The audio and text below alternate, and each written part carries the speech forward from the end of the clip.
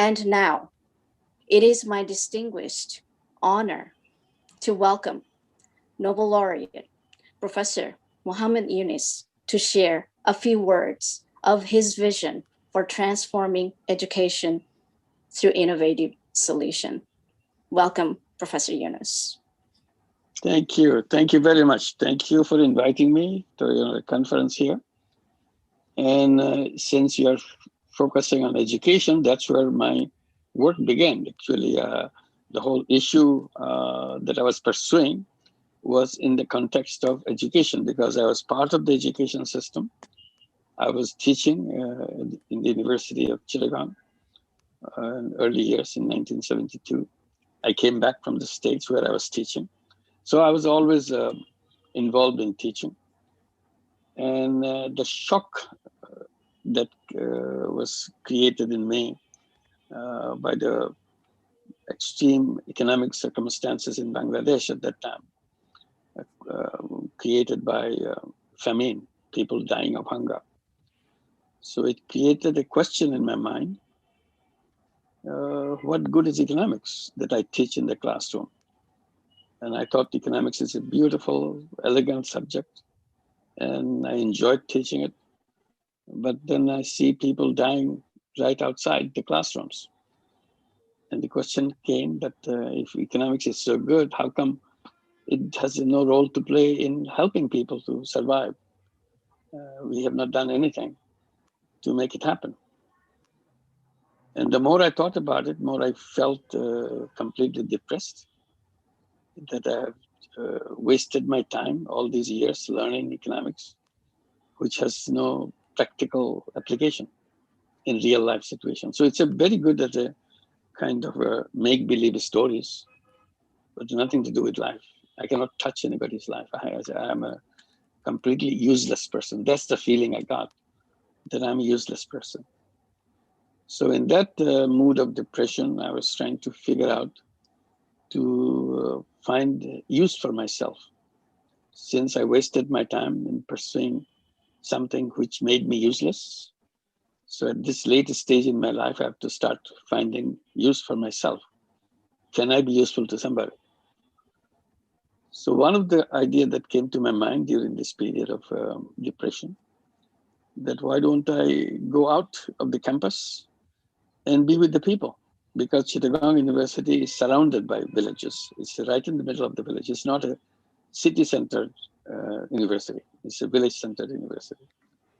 So I thought that I'm lucky that I'm at least close to people. I can walk out of the campus and be with the people, spend my time and see if I can make myself useful, at least to one person, two persons. I know economics didn't give me anything to help to make me useful. At least as a human being, I can stretch my boundary by reaching out to another human being. And this is part of me. It's not economics, it's not anything else. So that's what I started doing. And I felt very happy after a while that I see people, I understand their problems, and I see some way I can make myself useful in little things. So I said, even if a little thing, every day I must do something which will touch people's life. A very insignificant one, but I must find something. So that's why I became very close to the people in the village. I learned lots of things about that village. I thought the village became my university now. That's my university. Here are the people. Here are the real problems. If I can help in solving any one of their problems, that will be a great achievement for my life, that I've done something which helped one person. So I did lots of small things, but one thing pushed me harder and harder. That's a loan sharking in the village. The loan sharks lending tiny little money and grabbing everything that the poor person has. And I see the victims of loan shark. I see the loan shark himself, because they are on the same village. So I meet all the people. And the victims are so pathetic to see how, for no reason, they have been victimized in such a gross way. So every time I talk to someone, I feel bad that I cannot do anything about it. And again, I looked at economics. The economics taught me anything about loan sharking. And I couldn't find anything that I couldn't recollect anything anybody ever said that you can do something about the loan sharking. So I said, again, subject failed me. We read about loan sharking in our literature a lot, in our novels, in our stories, in our songs, all kinds of things. You have plenty of references about loan sharks, how people get destitute about the loan shark, getting victims by the loan shark, but nothing, not a word in economics. That's a shame on economics that so many people, millions of people suffer because of that, but economics has to say nothing about it. So that I'm very happy that I don't want to be part of that anymore. So I was thinking independently what I can do to help people. So one idea came, a simple idea, but I thought it may work. I said, why don't I lend the money myself? If I lend the money to someone who needs the money, he doesn't have to go to a loan shark and he's protected. Very simple thing. So at least I saved one person if I lend money to one person who is about to go to the loan shark for the money that he needed it desperately. So I said, don't go, I give the money. And I start telling people, if you need money, come to me, don't go to loan shark. It's a very small amount. It's not a big deal.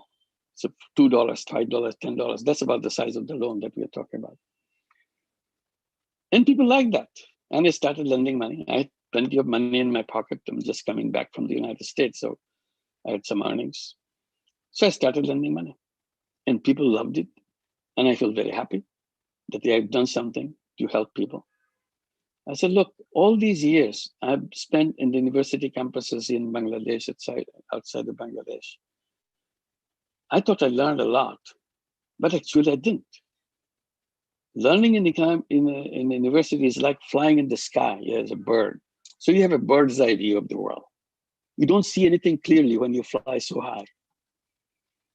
You see some hazy things down below, and you make up stories about it, and you call it knowledge.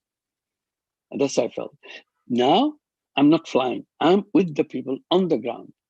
So I said, instead of having a bird's eye view, now I have worm's eye view. Like a worm, I see everything. And I can do things. When I see clearly, I can do things. I can take steps. And it works. And it makes me feel happy. So I said, I'm glad I've learned from all these villages, everything that I did. So what I did, lending money, getting bigger and bigger, and I picked up another fight with the bankers. Bankers saying it cannot be done because I was criticizing the banks for completely denying their services to the vast majority, more than half the population of the entire country. Today, I can say the entire world, half the population not touched by banking system. So I started speaking very harshly about the banking system. I said, banking system is wrong because it's designed to lend money to people who already have lots of money. I said, that's a funny thing. You're supposed to lend money, but you do it in such a funny way. You lend money to people who already have money. And you don't lend money to people who don't have money. I said, this is crazy. We should have been doing the other way. Bankers laughed. They said, well, we cannot lend money to poor people because they're not creditworthy. Then I started talking back to them. I said, is this true? I said, are you the person telling people that they are not creditworthy, or the people should be telling you that you're not a people-worthy? You're not people-worthy organization. So you don't know how to work with them. Look at what I do. It works. They didn't pay any attention. So finally, I created a bank to do the thing I do and named it Grameen Bank or Village Bank and started expanding it all over the country and expanded very quickly all over the country. Millions of women took the money. And people keep asking me, how did you do that? How do you lend money to poor people? Banks say they cannot be done. I said, well, it's very simple to me. I didn't do any research to do that. I just looked at people and they reacted to what they need. And whenever I needed a little procedure how to lend money to people, because I have never done any banking, I never had any course in banking at all. I said, luckiest thing I ever did, not to take a course in banking, so that my mind is not cluttered with all the wrong things, so I can see things clearly.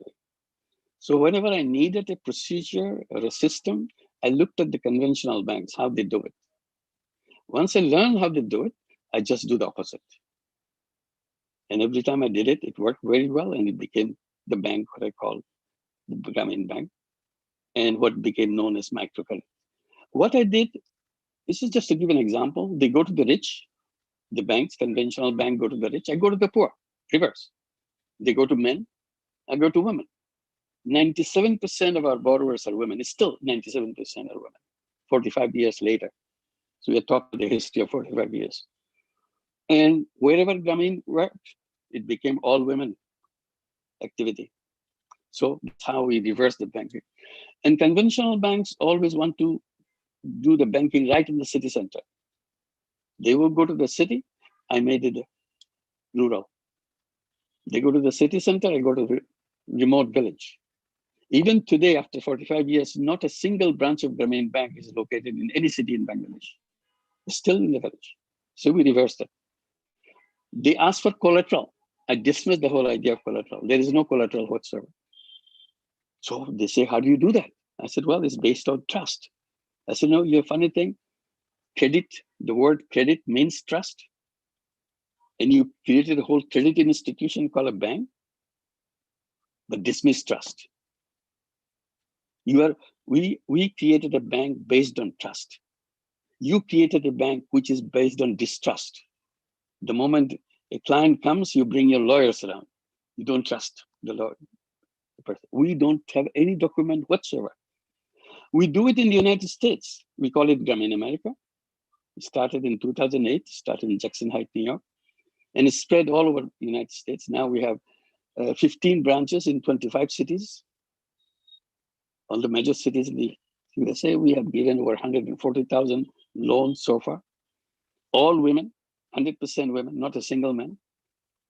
Startup loan is about $500, $600. That's about it. It took us 10 years of Grameen America to have a total amount of $1 billion in loans to Grameen, all the borrowers that we have in the United States. Now we came to a stage where we give $500 million a year.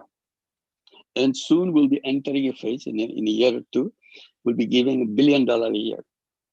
And repayment always remain over 99%. It's 99.5%, 99%, 6%, and so on. No collateral, nothing. So it's not just a Bangladeshi phenomenon and so on. So I kept on starting that issue and so on. And I learned a lot from doing this. And people ask me, why people are poor? What's your experience? I said, it's very simple to me. I learned a lot from these interactions. I said, poverty is not created by poor people.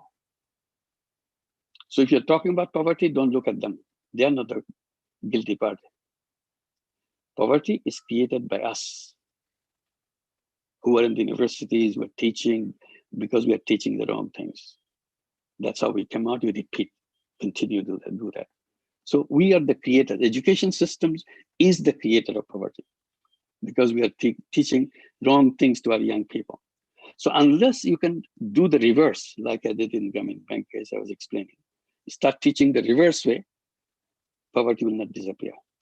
Today, not only poverty, wealth concentration. All the wealth is concentrated in few hands. 99% of the wealth is owned by 1% of the population of the world. So what is the scenario now? All the wealth belongs to a small portion of people who are way above the income scale.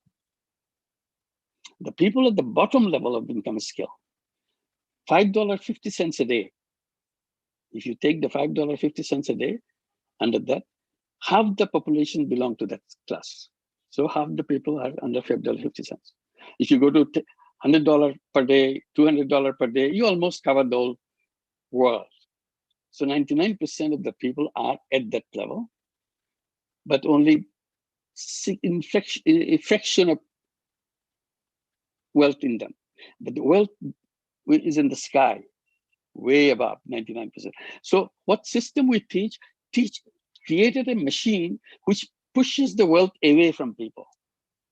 So people is one direction, wealth is another direction. So, and continuously wealth is running away from people. It's not coming closer. So it's a funny system. We should have been designing a system to doing the reverse, bringing wealth closer to people so that wealth and people live together, not run away from each other.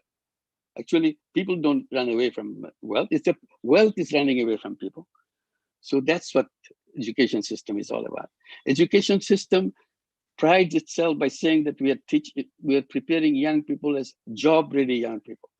I said, shame on the education system. The education system should not make our children to become job-ready. We are not robots. We are human beings. We should be making our children life-ready young people, not job-ready young people. We are not job seekers. I keep repeating, seeing what I have done in my experience. I said, all human beings are born as entrepreneurs, not job seekers. Job is a wrong thing we teach in our classrooms, preparing everybody to get ready to get a job. If you get a job, the world is conquered. That's not it. Human being is not just brought up by a job. Human being is to solve problems, create things, new frontiers. Human beings is about creativity, and that's about entrepreneurship. People say, no, not everybody is born to be an entrepreneur. I said, you are telling me about that. I said, look at all these millions of women in Grameen Bank, just one single bank. They have never been to school. They are totally illiterate, cannot read, cannot write, never left their village in their lifetime.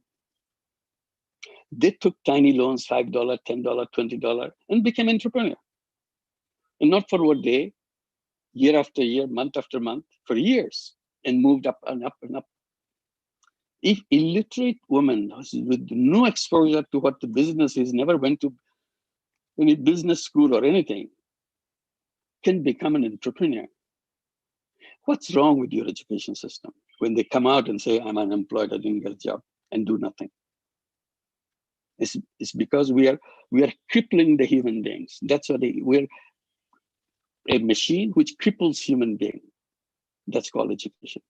So I said, we have to redesign the entire education system to discover ourselves, who we are and what we do, and what kind of world we can create, because we are the creator of the world.